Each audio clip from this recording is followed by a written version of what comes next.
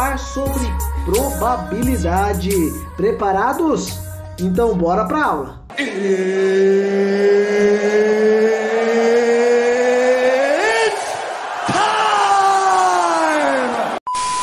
Mas, para falar de probabilidade, nós temos que ver alguns conceitos importantes para o cálculo da probabilidade. Então vamos lá, uma parte mais teórica.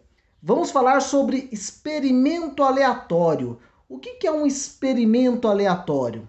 É um experimento que, repetido em condições idênticas, pode apresentar diferentes resultados. Exemplos de experimentos aleatórios: o lançamento de um dado. E é claro, para isso tem que ser um dado honesto, né? O que seria um dado honesto?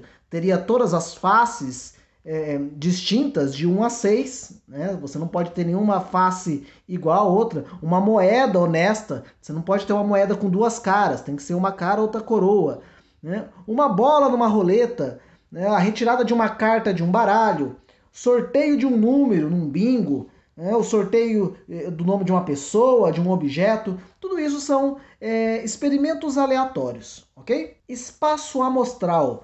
Nós simbolizamos o conjunto do espaço amostral por um conjunto S, um S maiúsculo. O que é o espaço amostral? É o conjunto de todos os resultados possíveis de um experimento aleatório. E como é que a gente verifica esse conjunto? Dependendo da situação. E aí, onde eu tenho N de S, significa que é o número de elementos desse conjunto aí, desse espaço amostral S. Vamos verificar uma situação, ó. No lançamento de um dado, esse é um experimento aleatório. Quais são os possíveis resultados ou todos os resultados desse experimento aleatório? Então, esse é o que nós chamamos de conjunto do nosso espaço amostral, nosso conjunto S. Olha só, nosso conjunto S é formado por quais situações? Ele pode ter a face voltada para cima, sendo o 1, o 2, o 3, o 4, o 5 ou o 6, ok? São todos os resultados possíveis de um experimento aleatório no lançamento de um dado. E aí, nesse caso, o nosso N de S, o número de elementos desse espaço amostral, é igual a 6. Eu tenho 1, 2, 3, 4, 5, 6 elementos. Muito bem. Lançamento de duas moedas. Ao lançar duas moedas, qual é o nosso espaço amostral? A gente pode pensar assim no nosso primeiro lançamento e depois o nosso segundo lançamento, ou então a primeira moeda e a segunda moeda, tá?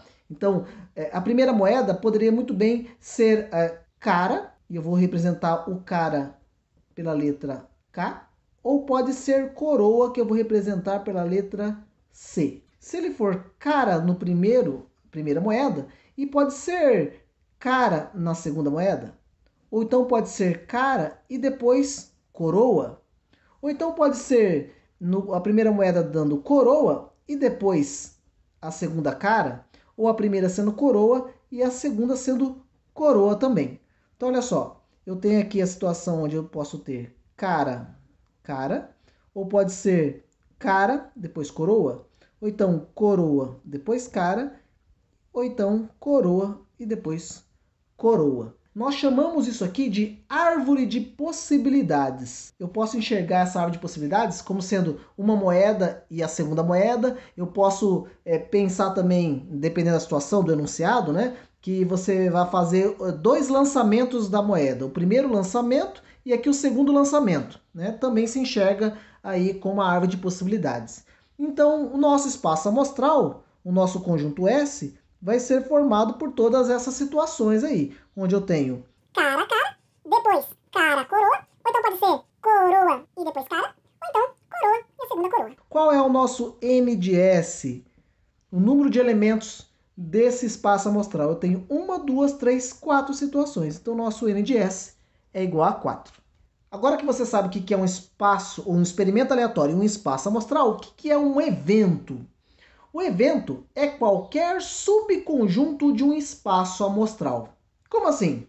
Olha só, dado o experimento aleatório, lançamento de um dado novamente, onde você tem os seguintes eventos. Olha o evento A. que eu vou simbolizar por uma letra sempre maiúscula, um conjunto, né?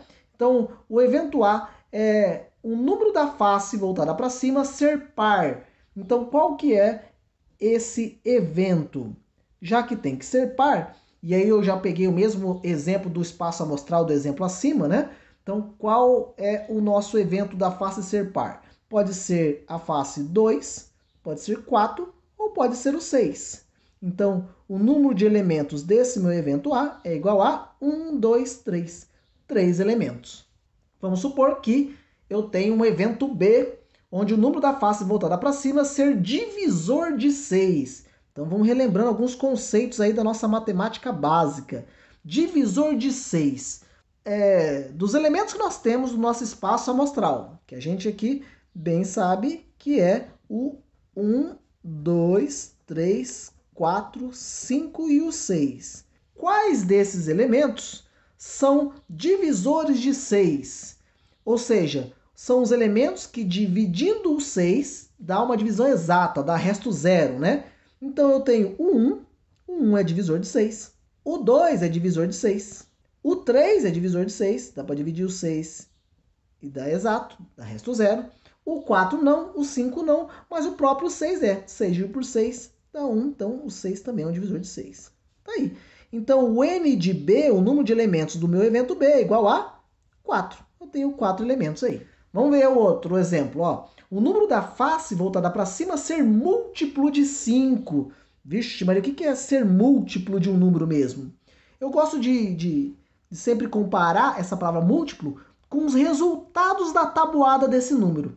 Então, os resultados da tabuada de 5, múltiplos de 5, sempre começa com 0, né? Porque a tabuada, na verdade, começa com 0. 5 vezes 0, 0. Mas eu não tenho esse elemento 0 aqui no meu espaço amostral. Depois, 5 vezes 1, 5. Eu tenho esse elemento aqui no meu espaço amostral. Então, aqui o 5 é um desses elementos. O 6 não é, então vai ser só este elemento mesmo. Ó. O número de elementos do meu evento C vai ser igual a 1, porque eu só tenho o elemento 5 nesse evento.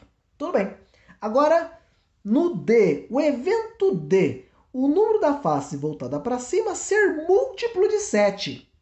Vixe, resultados da tabuada do 7? 7 vezes 0, 0, não tem 0 aqui. 7 vezes 1, 7, não tem o 7 aqui. Então, meu amigo, esse conjunto aqui é igual a vazio. Não tem nenhum elemento nesse conjunto. Ou também eu posso dizer que esse conjunto D aqui, esse evento D, é igual a vazio. É uma bolinha cortada, né? Outro símbolo de vazio. Então, o nosso N de D vai ser igual a 0, porque não tem nenhum elemento. Agora, olha só. Quando você tem um evento onde não tem nenhum elemento, nós chamamos esse evento aqui de evento impossível. E é impossível porque ele jamais vai poder acontecer, não é verdade? Eu não tenho nenhum múltiplo de 7 nesse espaço amostral, então ele é um evento impossível. Olha só o próximo exemplo. Ó, o evento onde o número da face voltada para cima é menor que 8. Então esse evento E, menor que 8. Quais desses elementos do meu espaço amostral que são menores que 8? Ora, são todos, né? O 1, o 2, o 3, o 4, o 5 e o 6. Ou seja, o meu evento E é exatamente igual ao meu espaço amostral S. O número de elementos do meu evento E é igual ao número de elementos do meu espaço amostral S, que nesse caso aí é igual a 6. Tem um nome particular para esse evento. Nós chamamos esse evento de evento certo. Eu sei que ele vai ocorrer, já que todos os elementos estão no meu conjunto do espaço amostral. Muito bem, nós já vimos os conceitos que envolvem o tópico de probabilidade. Agora, vamos aprender como é que realmente se calcula a probabilidade. Olha só, no cálculo da probabilidade, nós envolvemos esta fórmula aqui, ó. Probabilidade de um evento A é igual ao número de elementos do meu evento A sobre o número de elementos do meu espaço amostral. É essa fórmula aí, é essa divisão. Esse N de A, nós até dizemos que esse daqui é o número de resultados favoráveis, que são os números de elementos do nosso evento. E o N de S, que é o número de elementos do espaço amostral, também dizemos que é o número de resultados possíveis do seu experimento aleatório. Vamos ver como é que se aplica essa fórmula aí. Olha o nosso exemplo 1. No lançamento de um dado, qual a probabilidade da face voltada para cima ser um número primo? Então, você bem sabe que o seu espaço amostral é igual a 1, 2, 3, 4, 5 e o 6, tendo o seu N de S igual a 6, certo? Agora, qual que é o nosso evento? Ó, nosso evento é face voltada para cima ser um número primo. Esse é o nosso evento, vamos chamar de evento A. Então, destes elementos do espaço amostral, quais deles são primos? Aí vamos relembrar aí o conceito de número primo, né? O número primo é todo número que tem dois divisores, o 1 e ele mesmo. Então, o 1 não é considerado um número primo porque ele só tem um divisor, que é o 1 e ele mesmo. Então, ele fura o conceito de números primos porque ele não tem dois divisores. Então, o primeiro número primo é o 2, que inclusive é o único número par que é primo. Então, eu tenho o 2, o 3 é um número primo, o 4 é par, é divisível por 1, por 2 e por 4, não é um número primo. O 5 é um número primo, 6 não, então acabou aqui, ó. Eu tenho meu N de A igual a 3, porque eu tenho 3 elementos nesse meu evento. Agora vamos aplicar então a probabilidade. A probabilidade de ocorrer este meu evento A, ao lançar um dado, eu tenho lá o meu N de A, que no caso aqui é 3, sobre o N de S, que aqui é 6. Muito bem. Só que toda vez que você calcular a probabilidade, se você ver que a fração que você chegou dá para simplificá-la, então eu vou simplificá-la. Dá para dividir em cima e embaixo por 3, correto? Então você tem que chegar nessa fração onde você simplifica o máximo possível. Dividido por 3 em cima e embaixo, vai dar 1 sobre 2. Essa é uma representação que nós chamamos da representação da probabilidade com fração irredutível. É aquela fração que não dá mais para você reduzir, não dá mais para você simplificar, ok? Sempre tem que simplificar o máximo possível. Uma outra forma de representar a probabilidade seria dividindo 1 por 2 e vai te dar um número decimal, né? 1 dividido por 2 vai dar 0,5. É óbvio, né? Meio é igual a 0,5. Agora, uma outra forma de mostrar a probabilidade é transformar isso em porcentagem. Se eu andar 2 casas para a direita, esse número fica em porcentagem 50%. Então, olha só, você tem 3 formas da representação da probabilidade. A forma de fração irredutível, a forma centesimal e também a forma percentual. São 3 formas de representação de probabilidade. Ah, professor, como é que eu vou deixar as respostas? Às vezes depende muito no próprio enunciado, ele já fala qual é a forma que você tem que deixar, ou então se tiver alternativas, você se baseia pelas alternativas, se deixou em forma de fração, em forma centesimal ou percentual. Muito bem. Propriedades que ajudam bastante a gente para resolver alguns exercícios. Olha só. Propriedade da probabilidade. A probabilidade de um evento sempre estará entre 0 e 1. E é uma coisa meio óbvia, né? Porque 0 seria 0%, que seria o nosso evento impossível, ou então 1, que seria o nosso evento certo, ele vai ocorrer, que é o 100%. Então a probabilidade está sempre entre 0 e 1. Aqui eu tenho uma outra propriedade, tá faltando aqui só um risquinho aqui, que nós chamamos esse evento aqui de evento complementar. Esse A barra nós chamamos de evento complementar. A soma de um evento, a probabilidade de um evento A mais a probabilidade do seu evento complementar sempre vai ser igual a 1, sempre vai ser igual a 100%. Como assim? Por exemplo, lá no lançamento de um dado, a probabilidade de ocorrer um número par mais a probabilidade de ocorrer um número ímpar vai ser igual a 100%. Afinal de contas, os dois são complementares, né? Um evento é complementar do outro. Então a soma dessas probabilidades é igual a 1. Bom, vamos para outro exemplo, outro espaço amostral, outro experimento aleatório, porque a gente sempre pega o experimento aleatório do lançamento de um dado que é mais simples, né? E você tem poucos elementos no seu espaço amostral. Agora, olha só essa situação. Retirando ao acaso uma carta do baralho, para aqueles que não conhecem muito aí, que não tem muita intimidade com as cartas do baralho, eu vou explicar rapidamente aqui para relembrar. As cartas de um baralho, no total, são 52 cartas, com 4 naipes, que nós chamamos. Nós temos o ouros, as copas, os paus e espadas. Então, todas essas cartas aqui, todos esses naipes, têm a mesma quantidade de cartas. Então, 52 dividido por 4 dá 13 cartas para cada naipe. Onde eu tenho aqui 2 naipes que são da cor vermelha e outros 2 naipes que são da cor preta. Essas 13 cartas são formadas por essas numerações aqui, ó. O 1 é representado pelo ás, depois nós temos o 2, 3, 4, 5, 6, 7, 8, 9 e o 10. O 11, 12 e 13 é representado pela valete, dama e reis, que são representados pela letra J, Q e K. Essas 3 cartas no baralho tem figuras nelas. Então, quando um exercício falar as cartas que têm figuras, você vai considerar essas 3 cartas aqui, ó, J, Q e K, valete, dama e rei. Depois dessa explicação rápida, vamos verificar ali qual é a probabilidade desta carta ser de copas ou preta.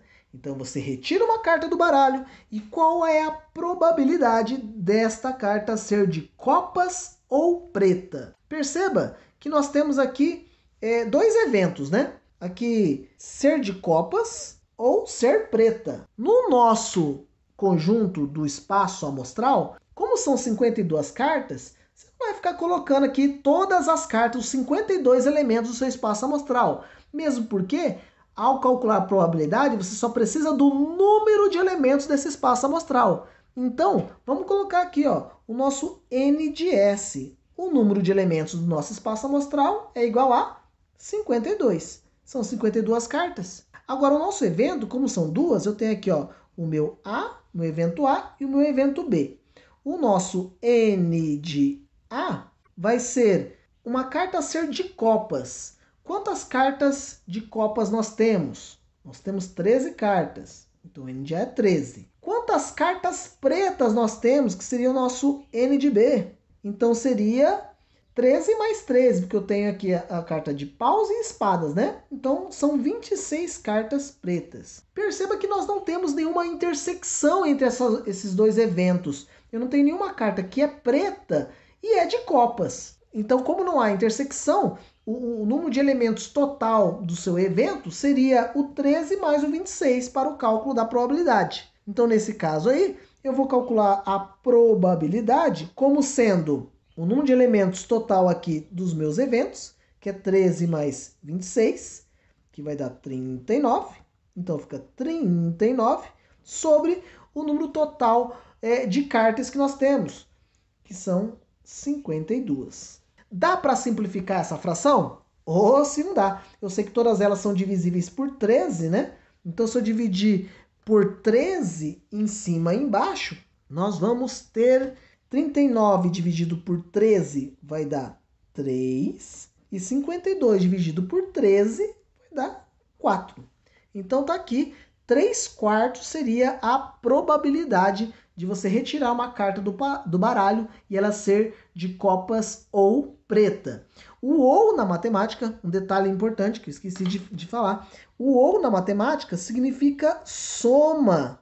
Lá em teoria dos conjuntos, que você viu lá na matemática 1, faz um certo tempo, seria a união dos conjuntos. Então, se eu unir esses 2 conjuntos, seria uma soma. Perceba que nessa situação eu não tive intersecção entre os elementos dos eventos, né? Intersecção é o que tem nos dois ao mesmo tempo. Isso nós vamos falar na próxima aula, tá?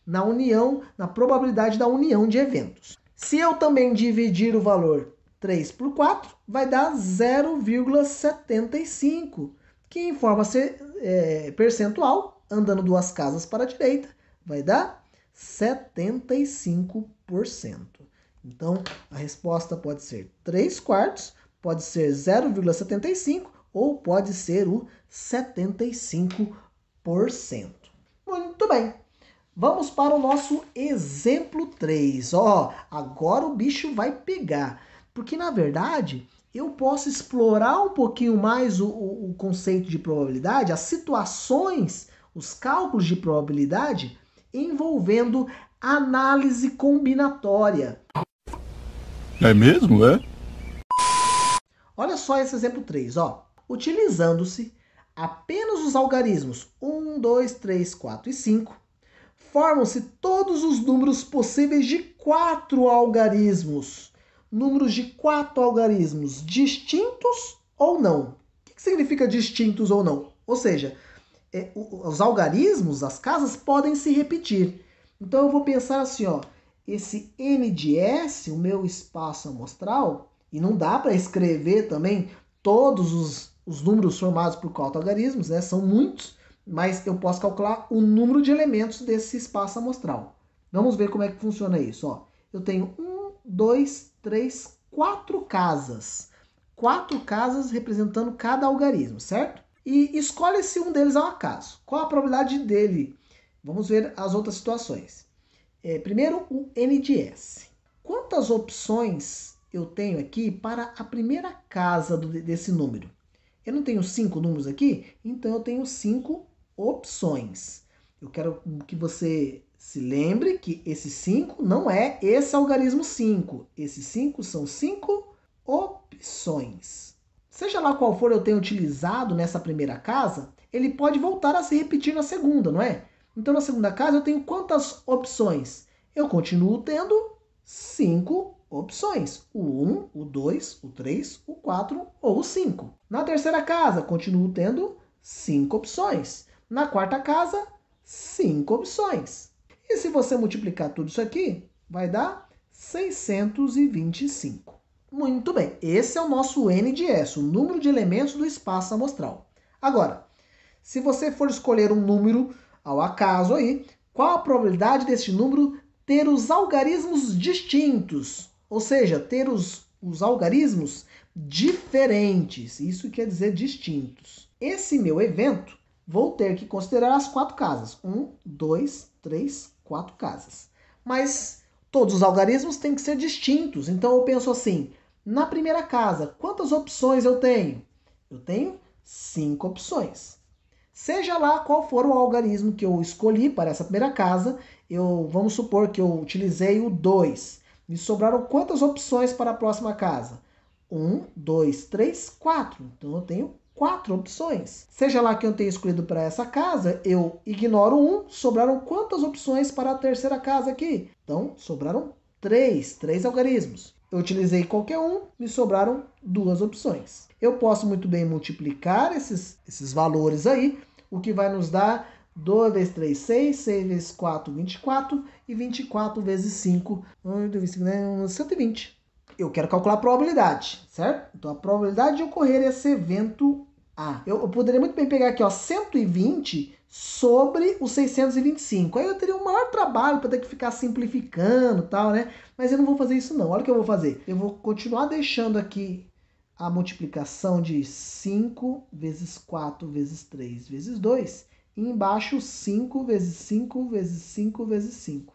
Só para ficar mais fácil de simplificar, né? Porque aqui eu já posso aqui enxergar o 5 que é divisível por 5.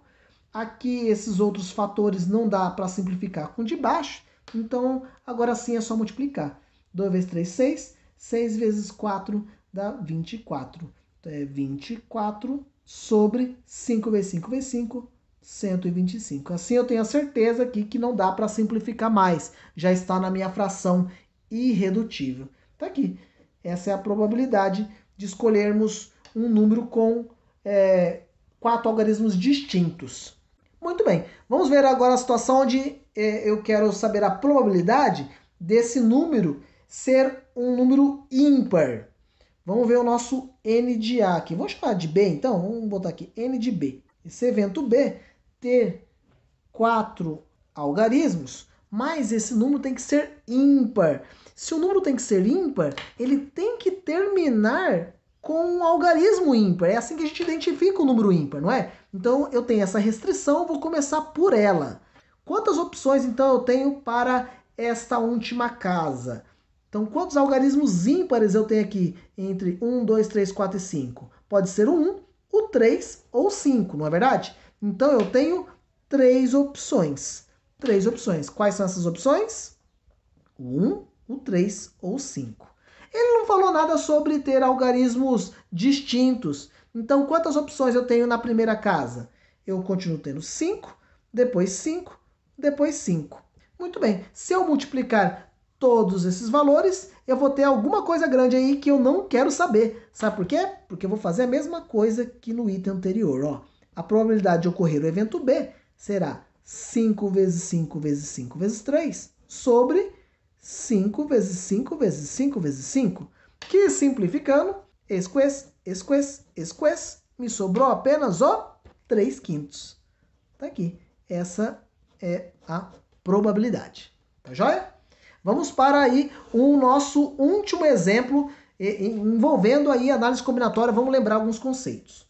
Num grupo escolar de 11 pessoas, 7 são estudantes e 4 são docentes. De 11 pessoas, 7 são estudantes e 4 são docentes.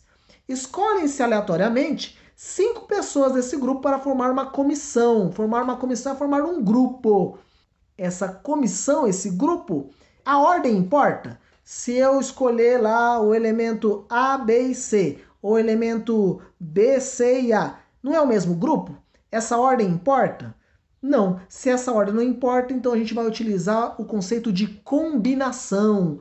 Combinação simples. Então, nós vamos dizer que o nosso N de S será a combinação de 11 elementos, 11 pessoas, onde eu tenho que formar grupos de 5 pessoas, ou seja, combinação de 11 e 5. E qual que é a fórmula de combinação? Vamos colocar aqui para você lembrar, ó. A combinação de N elementos tomados P a P vai ser N fatorial sobre P fatorial vezes N menos P fatorial. Então a combinação de 11 e 5 será 11 fatorial sobre 5 fatorial vezes 11 menos 5 fatorial. Logo, 11 menos 5 dá 6. Então eu vou desenvolver o 11 até chegar no 6. Vai ficar assim, ó. 11 vezes 10 vezes 9 vezes 8 vezes 7 vezes 6 fatorial. Sobre, aqui eu já tenho 6 fatorial. E esse 5 eu desenvolvo ele por completo. Fica 5 vezes 4 vezes 3 vezes 2 vezes 1. Assim eu posso simplificar o 6 fatorial com 6 fatorial e verifico os outros fatores. O que é que dá para simplificar aqui embaixo? Por exemplo, 2 vezes 5 dá 10. Então simplifica com 10 lá em cima. O 8 dá para dividir por 4, sobrando 2 aqui em cima. O 9 dá para dividir por 3, sobrando 3 aqui em cima. Então, a combinação de 11 e 5, que é o nosso N de S, vai ser igual a, vamos ver, 11 vezes o 3 vezes o 2 e vezes o 7. Eu não vou nem multiplicar, vou deixar assim mesmo, porque quem sabe eu possa simplificar com o que vai ser, com o que vai aparecer aqui no nosso evento, né? Olha o nosso evento, ó. Qual a probabilidade dentre essas pessoas do grupo todas serem estudantes?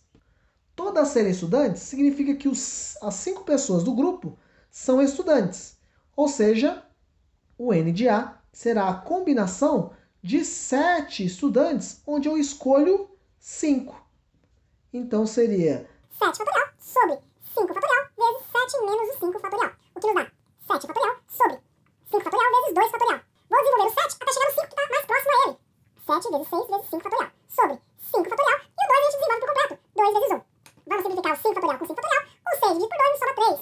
Portanto, vai me sobrar 7 vezes 3. Vou nem multiplicar, vou deixar assim, ok?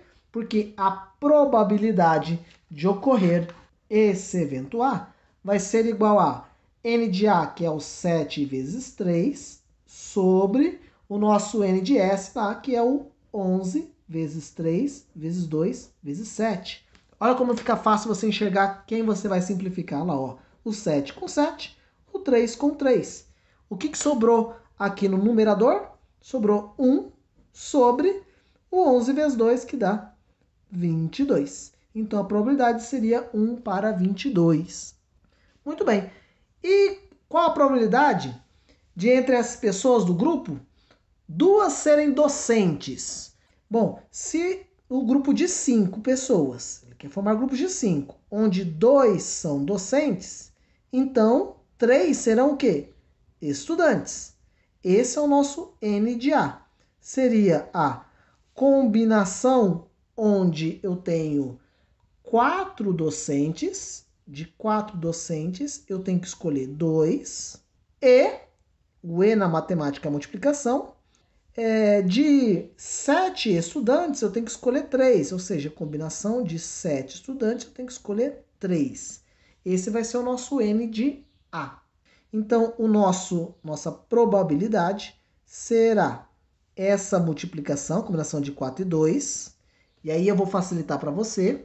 Quando você calcula a combinação de 4 e 2, isso aqui vai sobrar para a gente 2 vezes 3. E quando você calcula a combinação de 7 e 3, vai sobrar aqui 7 vezes 5, tá? Tô acelerando aqui. Então, a probabilidade será aqui o 2 vezes 3, vezes o 7 vezes 5, e aqui o número de elementos do nosso espaço amostral seria lá o 11 vezes 3, vezes 2, vezes 7.